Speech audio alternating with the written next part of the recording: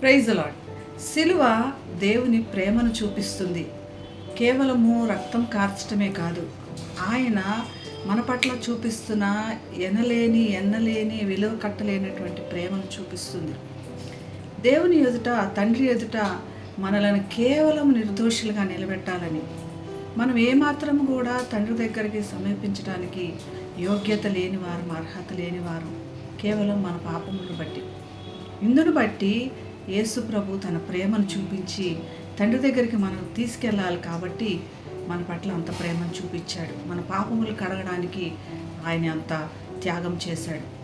అదే ప్రవక్త చెప్తూ యెషయా గ్రంథము 53వ అధ్యాయం 5వ వచనంలో, మన అతిక్రమ క్రియలను బట్టి అతడు గాయపరచబడెను, మన దోషములను బట్టి నలగొట్టబడెను, మన సమాధానార్థమైన శిక్ష అతని మీద పడెను, అతడు పొందిన దెబ్బల చేత మనకు స్వస్థత కలుగుచున్నది.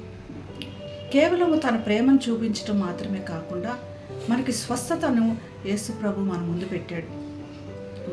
మన స్థితి ఎలాగుందంటే, దోషములు, పాపములు, శిక్షతో కప్పబడి ఉండి ఏ విధంగా కూడా ఎవరు కూడా తీసేయలేనటువంటి పరిస్థితి.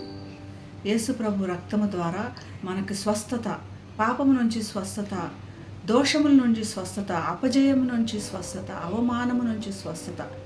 ఏ పరిస్థితుల్లో ఉన్నా కూడా లేవనెత్తడానికి, స్వస్థత కలుగజేయడానికి యేసు ప్రభు తండ్రికి నీకు మధ్యలో నిలబడి నీ శిక్షణ అంతా, నా శిక్షణ అంతా ఆయన మీద వేసుకొని మనలను కేవలం నిర్దోషులుగా తండ్రి ఎదుట నిలబెట్టాడు.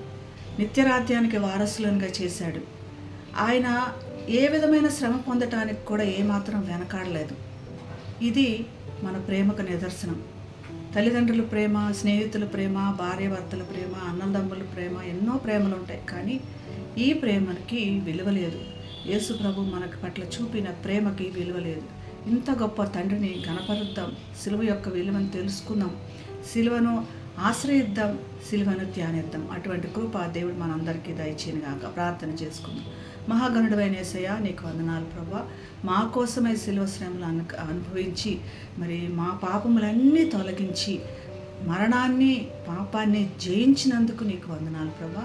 ఇంక మేము పాపం నుంచి విడుదల పొంది ప్రభా, మేము ఎన్నడూ పాపం వైపు వెళ్లకుండా మాకు శక్తిని, సహాయం దయచేసి నీ కృపతో, నీ పరిశుద్ధాత్మతో అభిషేకించమని యేసు నామమున ప్రార్థిస్తున్నాం తండ్రి.